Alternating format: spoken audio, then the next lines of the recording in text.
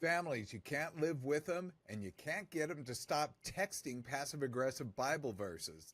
At least that's how it goes in my family. So today we're going to be diving into some good old fashioned family drama, and I'm going to show you how to exit the stage gracefully without bringing the curtain down today on Off the Couch.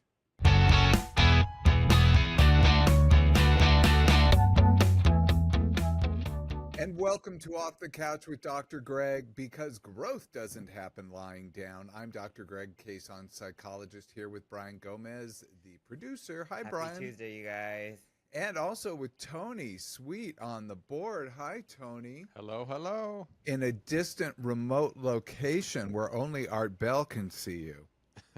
Undisclosed boat location. Undisclosed Area 51, One. I guess? Yes.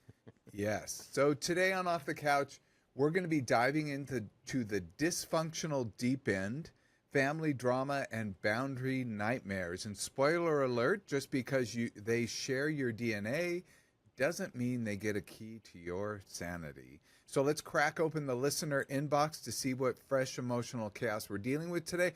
Oh, but before that, Brian, before we do that, I wanted to do a quiz. But you know why I decided to do this episode? Yesterday, I got a text from my stepsister. As you know, and I don't want to go too into it, I had a sister die 6 months ago. I guess 7 now. And my brother just passed 2 weeks ago. Not even that, maybe 10 days. And I just want, and it's brought up a lot of family drama, these issues, because it just stirs a lot of pots. It usually does. So I got a text from my stepsister. I was just talking to her, and I was letting her know earlier about, like, what we're going to do for the memorial, the funeral, etc. And she's trying to stay separate from the family for her own sanity. I have another stepsister who's doing the same. But she just randomly sends me this text out of the blue. It says, "Hey, I just had to block mom on Facebook." That's her mother, not my mother. We share the same dad, but she has a different mom. But she had to block my mom on Facebook. She found a post I made public, and now she's constantly messaging me and posting things on my post that I had to delete. She messaged me yesterday and also sent me some weird political memes. She's incessant. I just hope she doesn't pester you now. And I just had to look at this and look at my family situation. I hate to be so open about what's going on in my family, but it is a really tough thing. And I know my stepmom and I know my stepsister. I know they both mean very well and are actually very good people, but the way they go about things actually is causing more drama to happen. And my stepsister is making a choice to stay away from it so that she doesn't participate in the drama, but it also causes pain for my stepmother, who is basically sending out like a fish line with fish hook, trying to get her daughter to call, because she worries about her. And I don't want to talk about all this to say it's just a really tough and difficult situation. So I had to look at it from that personal point of view. Yeah, but I think it's very in the now that a lot of people are dealing with this type of situation. It's not just your family. For example, my boyfriend, he doesn't speak to his dad either because of the same political situation that he spent months still trying to figure out how to explain why he's not speaking to him and like try to see if he would even understand. And it's a battle that he's constantly like, is it even worth it? Yeah. Trying to bring that up or trying to even have that conversation. And I feel like a lot of people are in that boat. I have one of my little brothers I stopped talking to. I saw him post, Trump whenever he won the election, that I'm like, especially, us being Mexican and just having, a gay brother, just all these things that it's like, dude, how do you not see that? Like, I don't know.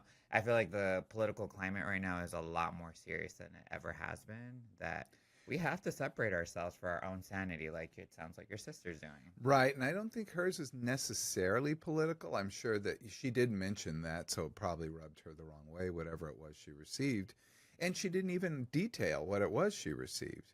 I think, this is a long-standing thing that happens with her. But yes, politics are probably the number one reason right now that families are dividing up. And it's really too bad. And I think it's because a lot of people, I've just never seen as many sore winners, like people who have all the political power but are continually trying to rub things the wrong way. So I'm not sure how to figure that one out. I just find it weird that it's like you said, sore winners, but I'm like, what more do you want? Like, how are you so unhappy? Like, you're getting exactly what you want and asked for, and you're still miserable. It's a good question, but I feel like we've veered off the topic a bit. I feel a little bad about that because what we're trying to do is really reach out things for other people. And I think that, the problem is I certainly do have my political beliefs and leanings, and I'm feel very strongly about them. But I also feel like this podcast, we're trying to reach out to everybody in the sense that I want everybody to gain something from this, even if they disagree with, let's say, a political candidate. Because essentially family drama hits across the board. I don't know anyone who doesn't have at least some in their family. In fact, probably the most functional, but probably the most well-adjusted, functional person I've ever known, and I've said this since I knew her in college. I actually want to have her come on the podcast. She recently retired. She's a AP history teacher. She's like one of these miracle people. I just think she's so amazing in so many ways. But even she, at her retirement party, hinted at some, family issues. And I was like, wow, look at that. Even there. It hits everybody. It's everybody. Yeah. And she's terrific, like in every way, shape, or form, like you'd think. So it really doesn't not do anyone. How about you, Tony? Do you have family drama? Okay. Okay. Can I laugh? We just saw, I wish you could get the visual. Is the visual on Yes, you? it is. Because that gave a really funny look. Just a little. Yeah. Okay, so we're going to start with some listener questions to say what we're going to do. So we have a family drama quiz. I came up with this family drama quiz. I wanted to determine, because family drama to me is like, are you an actor on the stage participating in the family drama? Are you an audience member? You're sitting there watching the family drama from inside the theater, or do you never even buy a ticket? So it's interesting to me where I fell with this. I took a quick look. I kind of know where I'm going to be, but I'm going to still answer this honestly. And we're going to go through this quiz. It's just 5 questions. And if anybody else wants to play along, please do. But I will put this in the handout on our YouTube page, drgreg.com youtube.com/Dr. Greg. Right.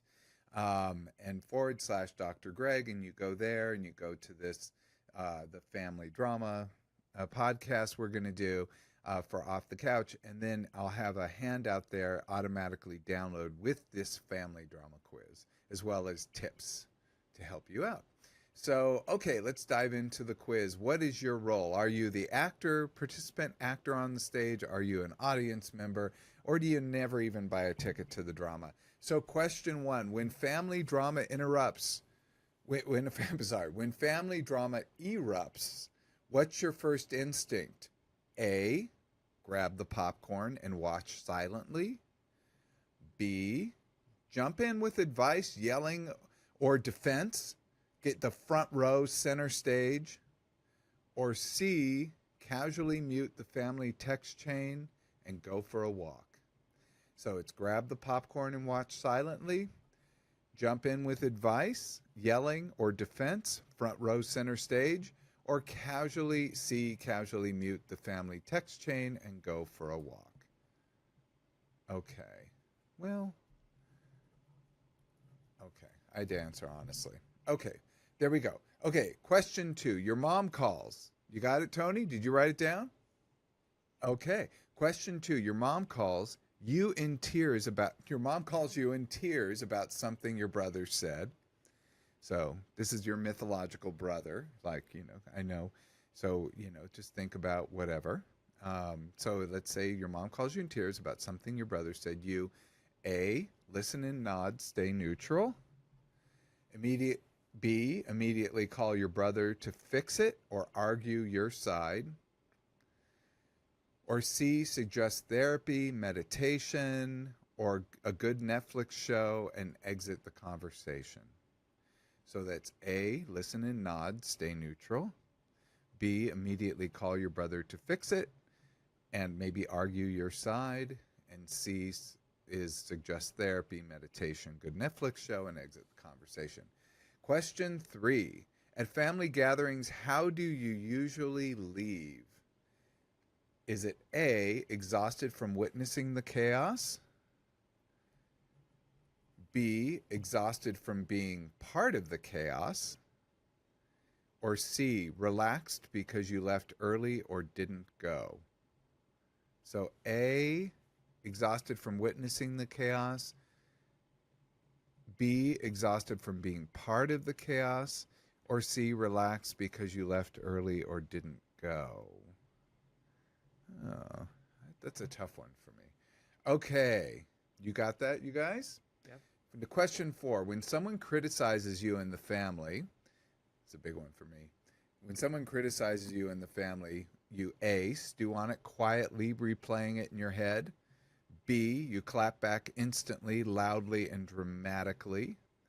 Or C, you shrug. If they're not paying the bills, they don't get a reaction. So is it A, you stew on it quietly, replaying it in your head? B, you clap back instantly, loudly, and dramatically? Or C, you shrug. If they're not paying the bills, they don't get a reaction? Okay. And then last is question 5. Your family group chat lights up with arguments. You, A, watch the messages roll in like a soap opera. B, type a novel, send voice notes, and maybe even FaceTime someone on the side mid-fight. Say, can you believe this is going on? Blah, blah, blah.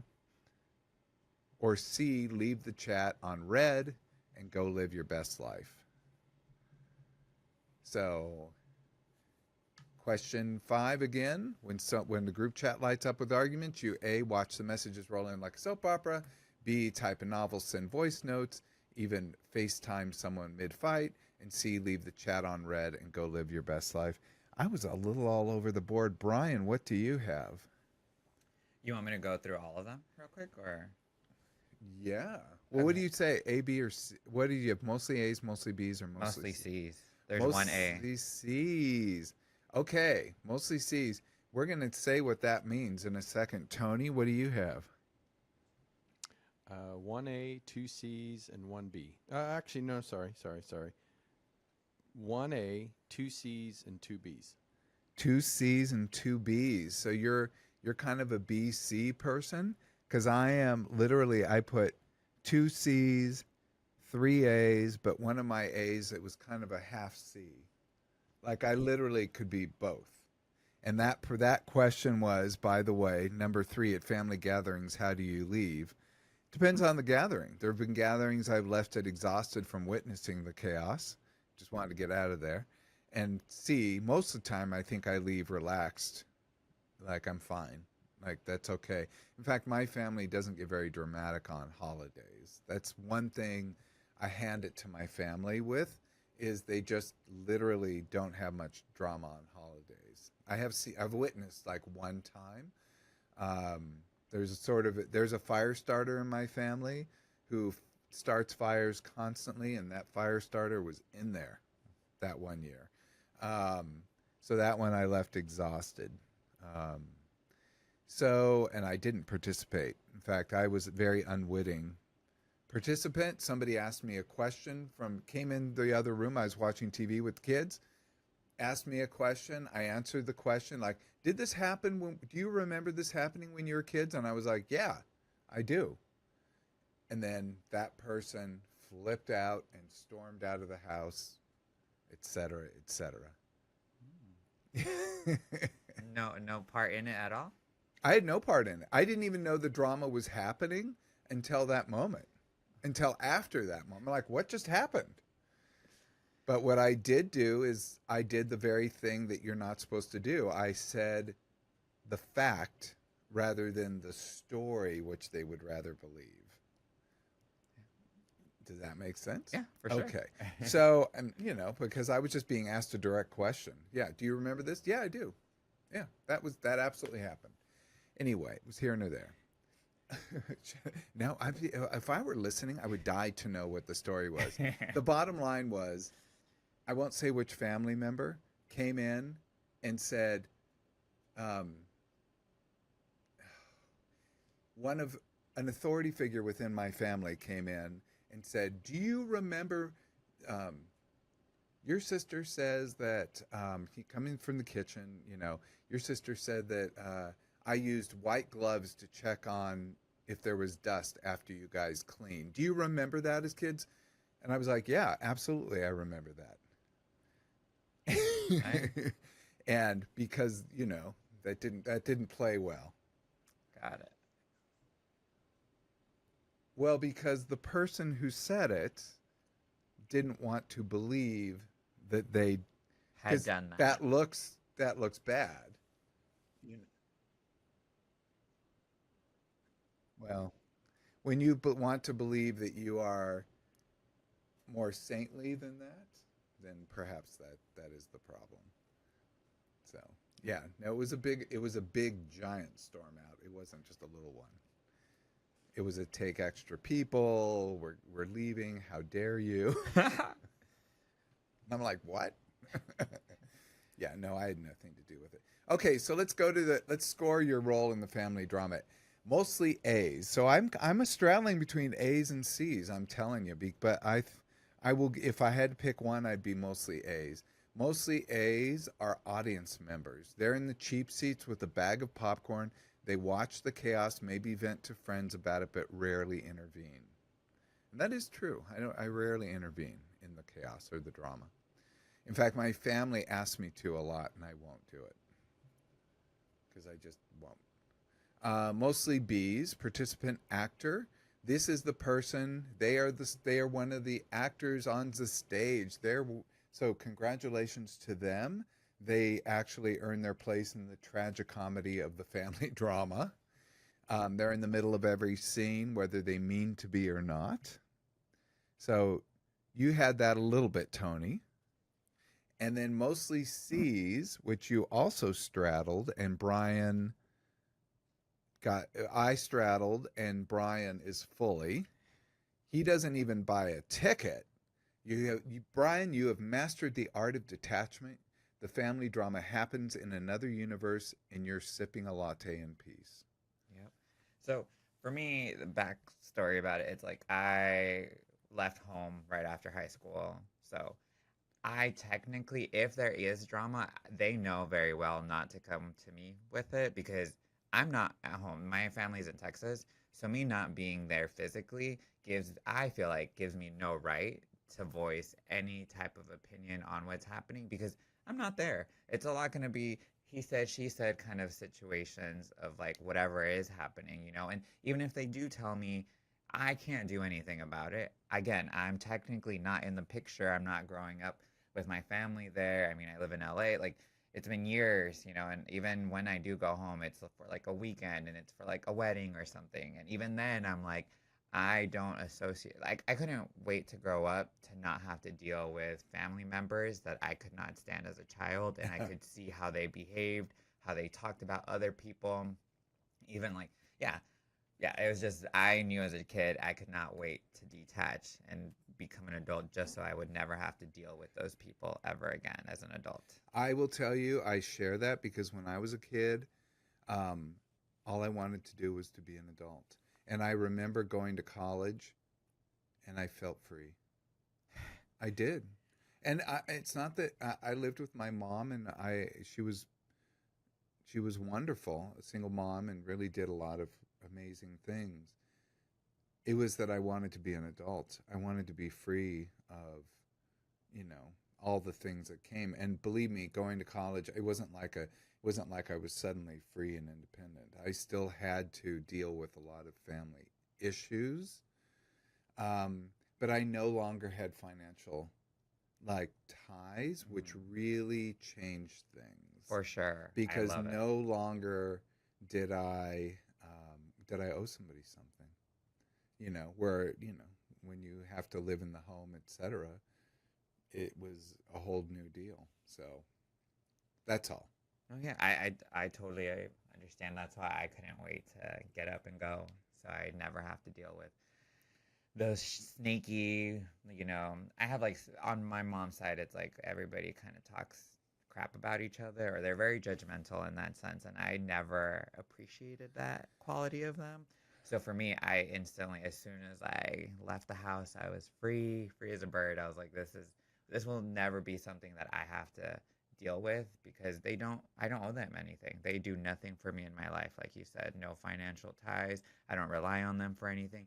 And it's really hard for some people. I don't know. I was going to ask you if this is a generational Yeah. thing where for me, it's easy to just cut the cord. I don't care who it is. You could have made me from scratch yourself, but if you're not good for me in my life, or if you're disrupting the way I'm flowing, then I can't have that in my life. But I don't know if it's like different for, a different generation where you guys feel obligated to keep the ties no matter how toxic or how bad It's it a can get. very good question, Tony. You're closer to my generation, if you will. You're in the X generation.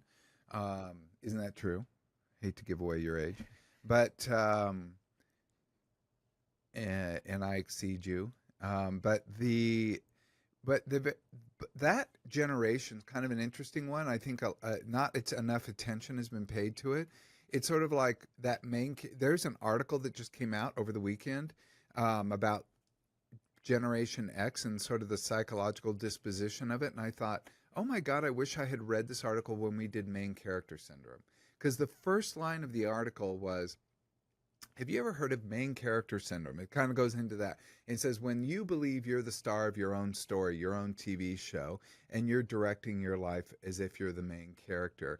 He goes, Generation X grew up with the opposite of that. And I was like, that is spot on correct. Isn't that right, Tony? You don't matter. And in fact, everyone else's needs is more important than yours. And I don't know that that's true across the board for everyone in Generation X, but that was sort of the stuff we grew up with. We grew up with greed is good. We grew up with a very ugly society. This was when Reagan got into office, and just it started to sort of like, that's when we started to put the rich back on pedestals, etc. It was an odd time. We had great music. I won't argue with that. When things get bad, the music gets good. That's just how things go. I don't know about right now. Maybe not right now, but maybe soon. I always think the art gets very good. Certainly look at, we can look at the Holocaust, and the art that came out of that was profound. I mean, literature and movies and all kinds of things. I mean, really profound. But people had to suffer a lot in order to kind of come to those conclusions. So here we are now in an age that many people liken it to a very similar time as Germany in the early 30s.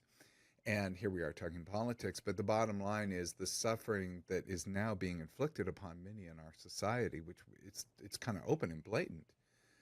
If you don't see it, I guess you're not turning on your TV, or It's not affecting you directly.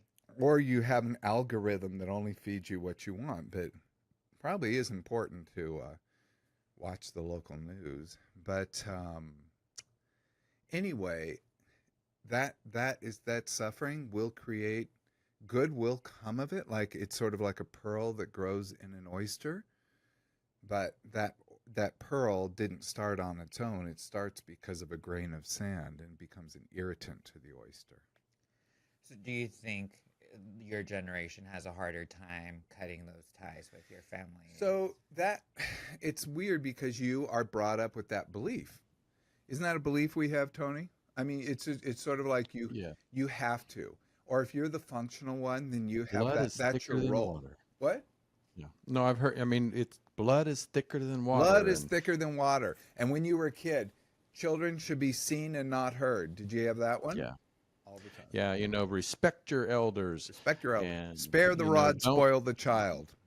I remember one time when I was speaking to my grandmother, she was talking very ill of my mother to my face, and I said something, and she said, "Don't you ever talk back to me like that, or don't you ever raise your voice to your grandmother."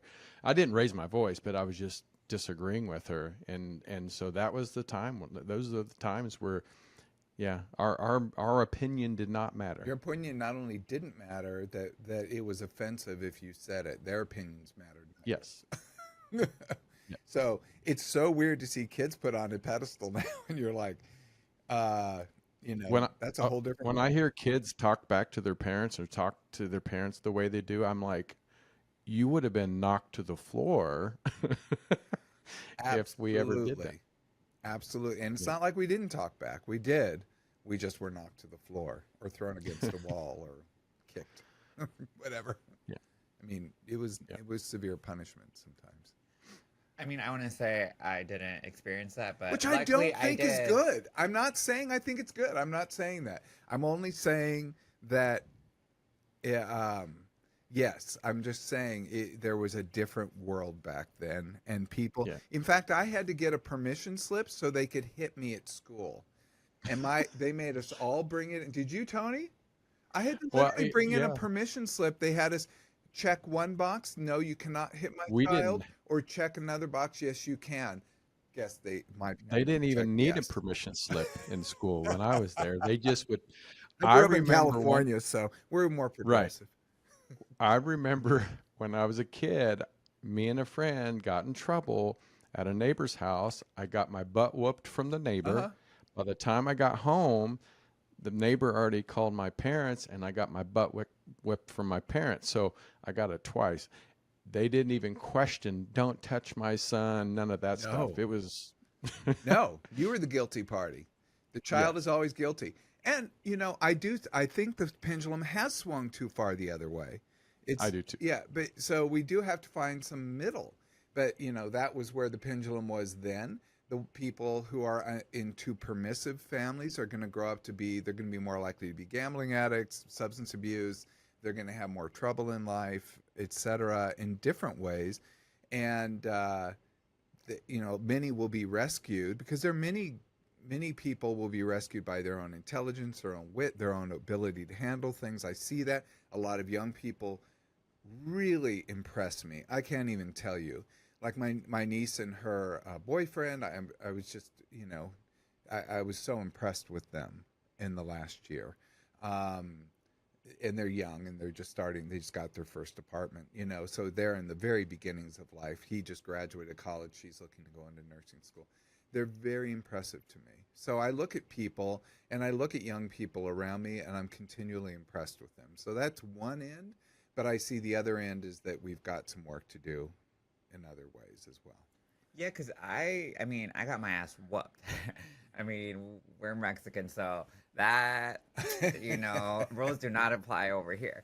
So I don't regret, I'm okay that I got those ass whoopings because looking back, I deserved those ass whoopings. For me, I'm just like, sometimes people should get hit. I know to an extent, not like abuse, but I feel like discipline, correct discipline, especially if you're being disrespectful to your parents. I'm big on if you live under this roof, you will do and behave the way. We have to do an episode on punishment. You just gave me a great idea. We'll do an episode on punishment because I have a whole lecture I used to do with my grad classes in psychology and learning and behavior on punishment and how to punish, it's a whole construct and most people get it wrong. And I understand why they get it wrong.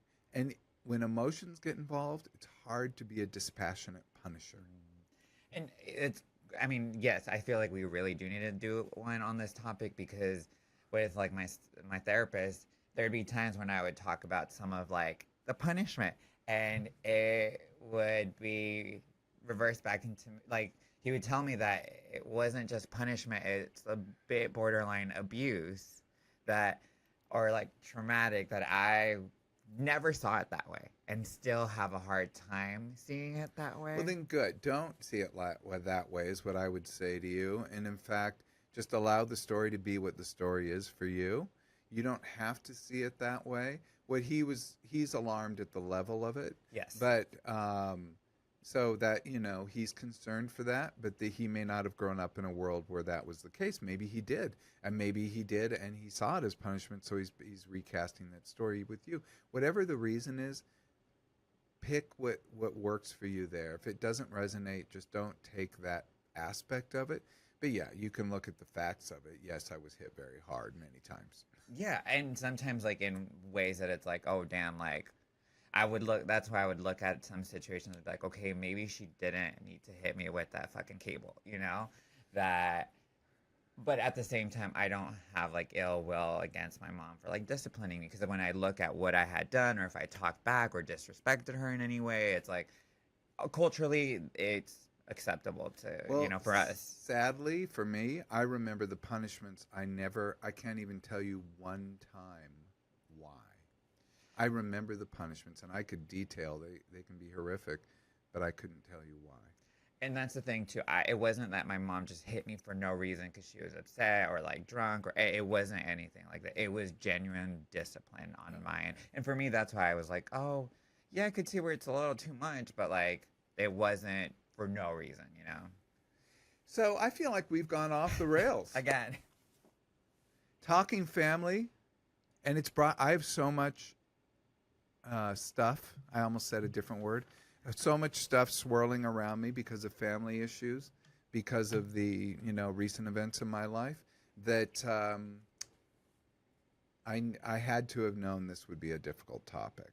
So let's just get into some listener questions to see if we can divert my attention away from the family drama in my own stage, my own theater back home. I'll try to throw my family drama in there if that Oh, makes good. you Yes, feel you any do better. that. We'll go to your theater.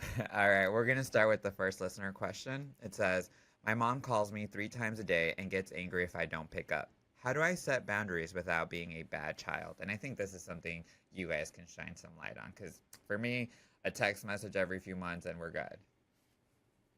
Wait, that's all your mom does? Yeah. I Oh, mean, okay. We have like I said, we have a good understanding that since I left home, I was in the military.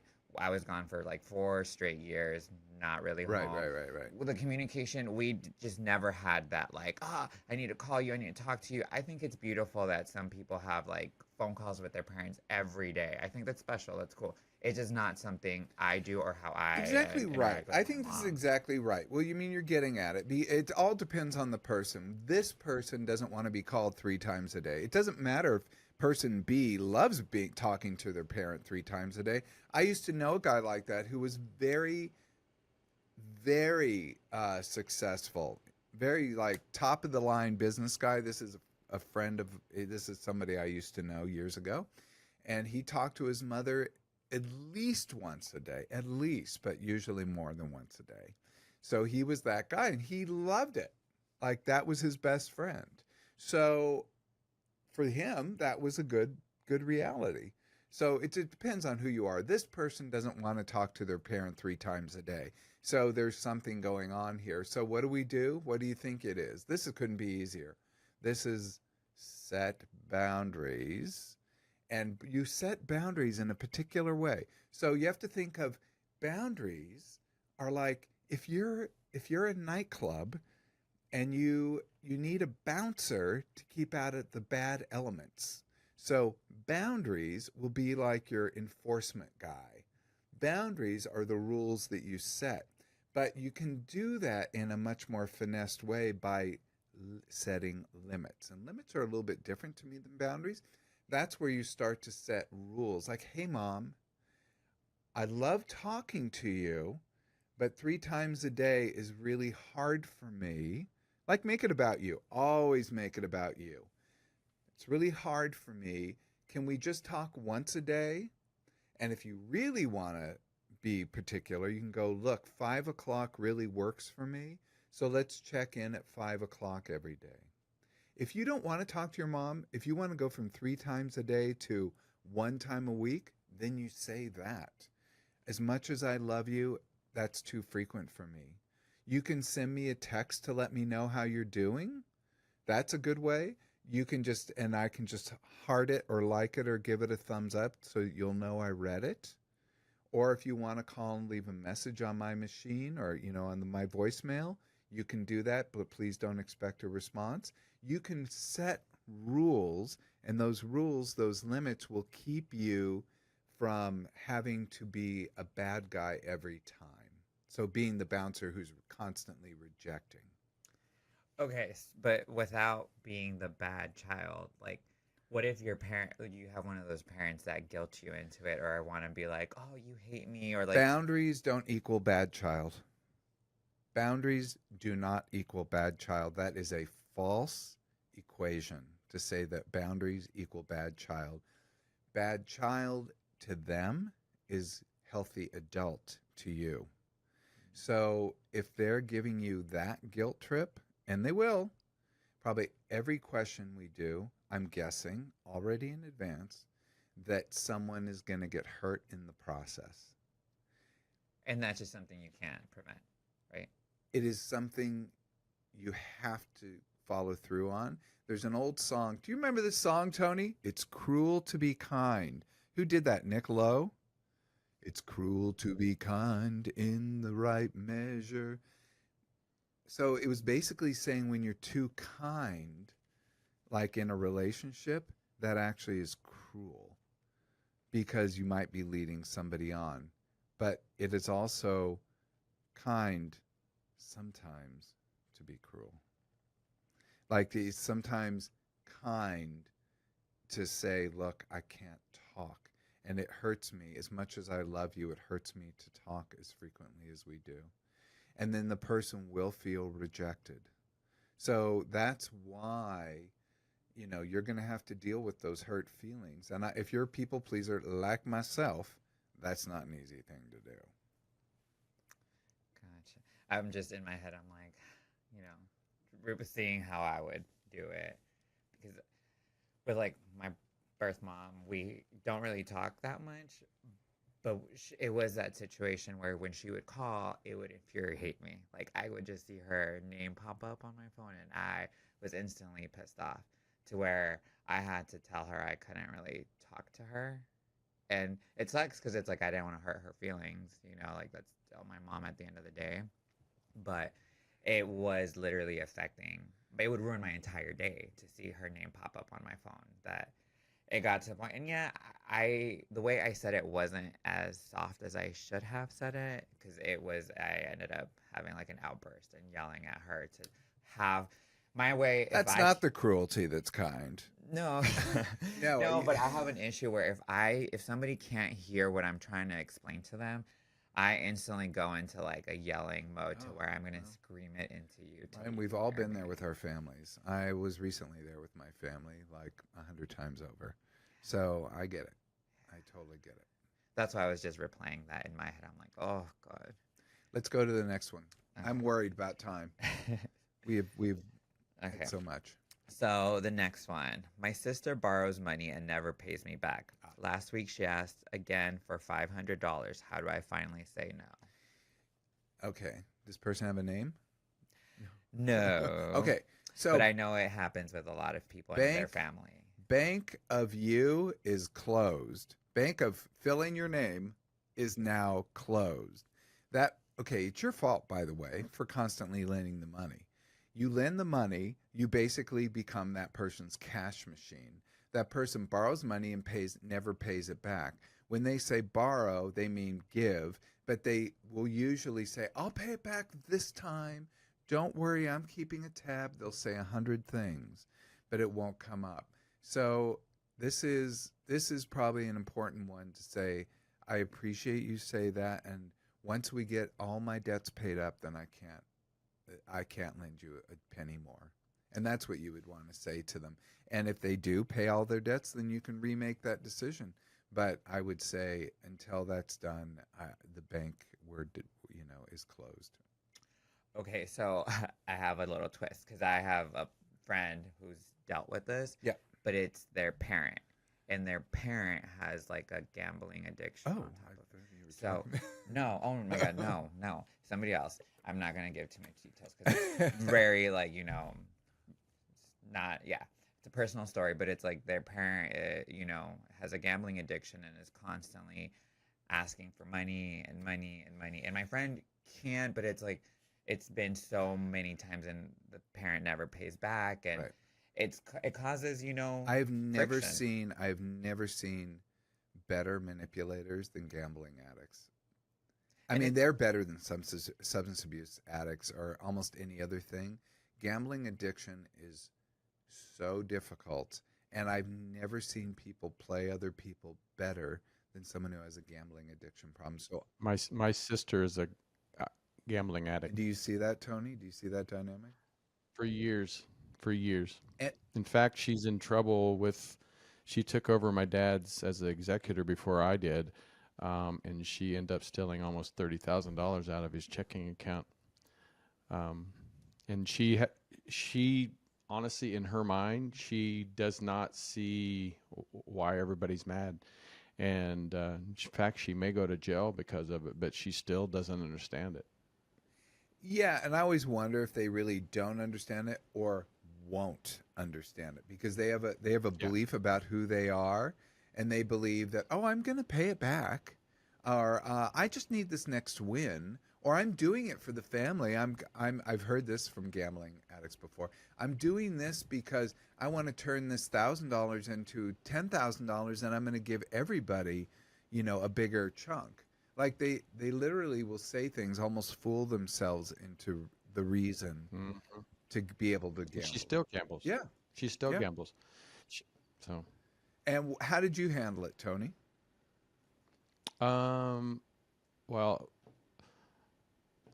I'm not. I always said I'm not going to lie for her. So when the authorities contacted me, I told them exactly, and she was not happy that I told them the truth. But I have no problem with her facing consequences because she'll never. Even her three older children told her, "We're not going to have anything to do with you if you keep gambling." And she chose gambling, and they won't. They won't hardly have anything to do with it. It breaks my heart, but you did the right thing. It breaks my heart, the situation, but you did the right thing. Actually, the facts need to win, and that's when people lie to protect people. It actually just reinforces. It keeps the behavior going. And to the authorities, you would get in trouble too, Right. Tony. So you did the right choice. Oh yeah, that's true. All right, I'm gonna go with Yeah. the next question. So my dad comments on my weight every time I visit. I leave feeling awful. How do I get him to stop? Okay. This is far too common. I hear this one in the therapy room a lot. People are talking, and it's usually the dad. I'm always surprised by that. Okay, I want to say something. What? If you are a man, you should never comment on a woman's weight. Oh, that Ever. won't, I don't care. That won't stop dads. No, I'm just saying, like, in general, because I dealt with this weekend, that I'm like, first of all, you're a man. Why are you even commenting on how a woman, her body or her weight? Like, please stay in your own lane, and you're not skinny either. So that's my biggest pet peeve either, when somebody is out of shape and then wants to call somebody fat or out of shape. That was just my little thing. So if you're listening and you want to say something about a woman's weight, I would just say shut up. Please never say, I think I told you once, I don't know a person who's heavy that doesn't know. Like they all know what they look like. In fact, they're probably having their own neurosis, their own battle with their body, their own body acceptance issues. Those are all very real. And the parent can understand and be more supportive of the child who may be dealing with those things. And if the child isn't dealing with those things, they're an adult, let them live their life. And aren't they great for not being as bugged by things? Because I'll tell you what, the minute they become more bugged about their body, they'll eat more and their body won't look as good. It is not a solution to pester somebody about their weight because it doesn't get them into the gym or stop them from eating. I don't know about you, but I find myself, like, especially in the grieving process here, I just like, I look like I'm mowing through so much junk type food, like comfort food for me. And I acknowledge I'm doing that, and I'm just kind of, that's part of the process, but it's happening. I don't know how many milkshakes in the, like I would go from the hospital and go to Carl's Jr. and get a milkshake after visiting my brother, because it just was like he loved milkshakes. So in a weird way, it was like, oh, he would like to have a milkshake, and it was just like a weird thing I did. That was and I had a long drive from the hospital home, so I drink it on the way home. So is stuff like that. That people use to manage like difficult emotions sometimes. So if you're giving them more neurosis, they're just going to eat more. So it's a stupid solution. So, but let's talk about her and how she's going to set the boundaries. She needs to interrupt it immediately. The minute his lips part about her body, oh, are you going to wear that? Yes, I'm going to wear that. And I'd appreciate it if you didn't comment on what I wear. Well, I just don't think I don't want to hear it. Let's talk about something else. Well, I think, no, it's not going to happen. By the way, I had to practice this with my own father during the hospitalization, who really didn't get things. And he would act very hurt when I would say, no, I don't want to talk about that. And and feel very bad and put that down. But I had to set that boundary because there were the stakes were too big, and I couldn't just let this roll off my back. So I just stopped at mid-track, and it does work. But what you get in the blowback is a victimized person on the other end. When the bully doesn't get their way, they become a victim in like 0.01 seconds. They flip to victim so fast that it'll make your head spin. So when the bully doesn't get their way and they don't get you to roll over, they become the victim. So you just have to prepare yourself for that.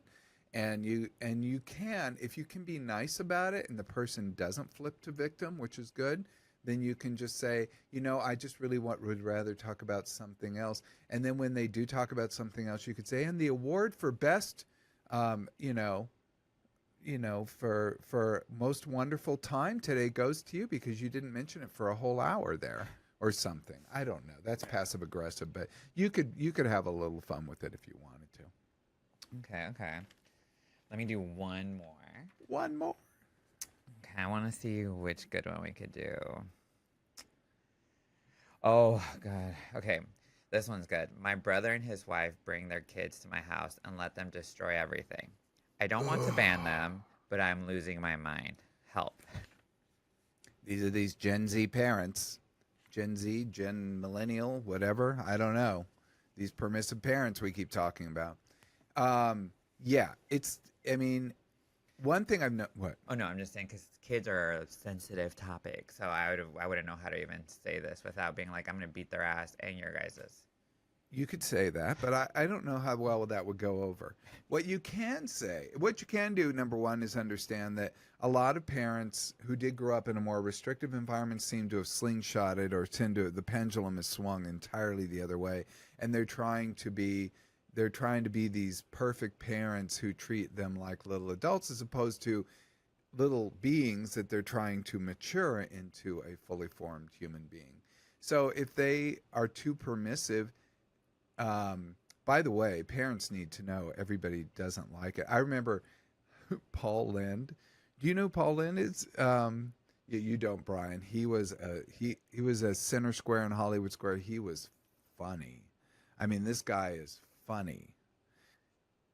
He was in Bewitched. He was Uncle Arthur in Bewitched. He was in so many things, but truly, truly funny guy. Anyway, there's long been a rumor that he was on an airplane and there was a child running up and down the aisle screaming. And he turned to the child's mother and he said, if you don't control your child, I'm going to F it. I think he said the word. And sure enough, apparently, the mother controlled the child from that point on. But so parents often think it's the most wonderful thing that their child is living free and destroying things and, pulling things. One, if you have them over, you have to kind of go, baby proof the house. You have to say, these are the only rooms we can go in. You have to say, maybe we have a no shoes rule, and if anything breaks, you guys, I would expect you to fix it. I need people to be respectful in my house. Their feelings will be hurt. You have to expect that. And probably the wife will be more hurt. Like, how dare he try to say something about our child? That is a very typical family dynamic. And they'll see it as you hating their child. But you have to be very clear. You don't hate their child, but what you want is that when they come over to be respectful of your environment. Now, the other is you can also say, look, I don't think my house is appropriate for children anymore. I got to see that the last time they were here, and they broke things and did this. And they'll say, oh, but they're fixed now. They're good now, or we'll watch them. Don't worry. Say, no, just hold your boundary and say, what I'm willing to do is go visit you. And then, or we can meet at a restaurant, or we can meet in a neutral spot, or go to a park.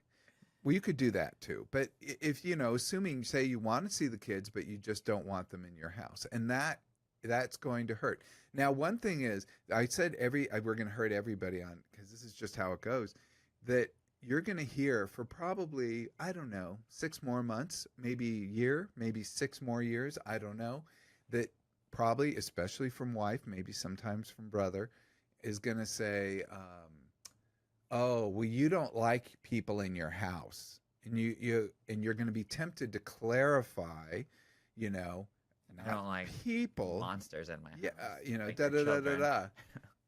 But what you can say is, one, to yourself, there he goes again, and what if you really get bugged by them asking that, you saying that kind of passive aggressive statement to you? What you could say is, what's your point? Yeah. Like, what are you trying to say? And then because they're trying to be passive aggressive, they're not going to expect to have to be openly aggressive in that moment. So it throws them off. Nice. That's some good. I'm gonna keep that in mind too, because same with like not only just their kids, but like dog parents that Yeah, dog's the same. Dogs the same. jumping on people. I'm like, if you don't know how to have a dog and train the dog, and it's the same with kids, like I just don't want to be around it. No, I was with a woman yesterday, and she's afraid of dogs, and our neighbor had her dog, and I said, oh no, that dog is so passive, but she was afraid, and I instantly flipped to, oh yeah, you can't reassure someone out of a fear when they've been attacked by a dog in the past. Is that I had to say, here, I'll make sure that dog doesn't come close to you, and and I stood between her and the dog, and I said to the neighbor to keep the dog over there, and then I walked her to her car. But the bottom line of it was, of course, she had a reason to fear the dog, and that's a reality.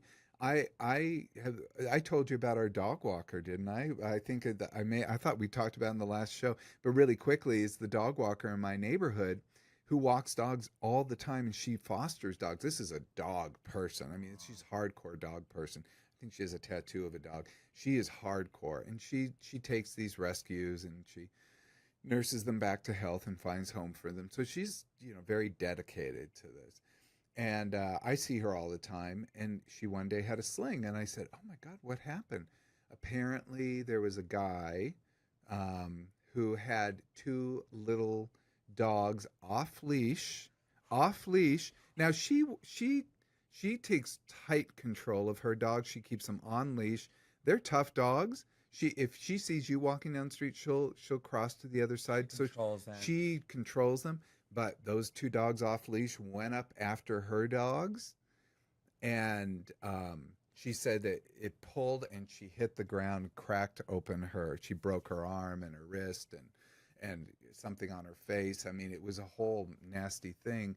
And the saddest thing she told me, she goes, I asked the guy, can he help me? Can he take me to the hospital? And he said, no, I have to look after my babies. And he picked up his dogs and toddled away. I'm like, wow, that's the worst story I've heard in a long time. I actually heard a story just like that, to where a guy had two of his stupid dogs off leash. They attacked somebody else's dog, and the guy sued the guy that had the dog on his own leash, that his dogs went after. So his dogs attacked. He sued the guy who had the dog on the leash? Yep. How, Could you? How No. wild? How wild? That's why I'm like, this is insane. Well, it's somebody who won't take responsibility for anything. That's the bully approach. Mhm. By the way, so when you're in the wrong, you attack the other person. Yep. And that relentless attack, that's a Roy Cohen tactic. Yep. So let's go. We need to end this drama. Oh my God, we could talk about this forever. We may need to come back to this topic. Let me do my 8 tips for survival of family drama. I'll run through these quickly. Number 1, this will be in the handout, by the way. Number 1, master the smile and nod, light and polite. I tell all my clients this, just be light and polite. Like, hi there. This also can fall into gray rocking. Just when somebody says something to you, like they're throwing the hook to you to get you into the drama, you just go, look, there's a hook. And then don't engage. Don't take the bait. Don't take the bait. Don't take the rope. If you're going to play tug of war, don't take it. Just be light and polite, smile and nod. Number 2, know your exit lines. So, I need to refill my drink so you can leave the person. Or, I left the oven on, so I need to go home. Or, this seems to be an appropriate moment for me to step outside. So that's a little more passive aggressive, but I kind of like that one. Number 3, set boundaries like a bouncer. We said this before. You are a VIP club. Only let respectful people in. Number 4, don't RSVP to every argument. Don't sign on. Don't take the bait. Don't take the rope. You don't have to attend every fight. Number 5, have it. And if they try to say you're the one that always fixes it, and you just have to say, oh, sorry, I'm busy. Like, you just have to just say that. Don't give any more information than that. Because one thing I've noticed in my own life, when I give detail, like I say, oh, I'll be here. Well, you can do this. You can come here then. You can call me then. So just say no. The less you say, the better. Number 5, have a drama ally. So if you have someone you can text across the room, like family members, say, come save me, and then they can come over and get you and take you away from that person. That's good for family holiday gatherings. Number 6, limit your exposure. Decide in advance how long you'll stay. That's a big one. Like, I'm going to go for 2 hours, and then I'll go. Number 7, humor is armor. If somebody says something kind of outrageous to you, maybe on the political side, maybe in some kind of family drama way, say, wow, that's a hot take. I better go let this information cool off a little outside, and leave them. Because what that does do is it just says, wow, you just stepped over the line, but you don't say anything negative to them, and you just leave them. If they don't get it, so be it. And number 8, post-drama detox. After the drama, take a walk, call a friend, vent, do that kind of thing. Ground with the people that know and love you and respect you.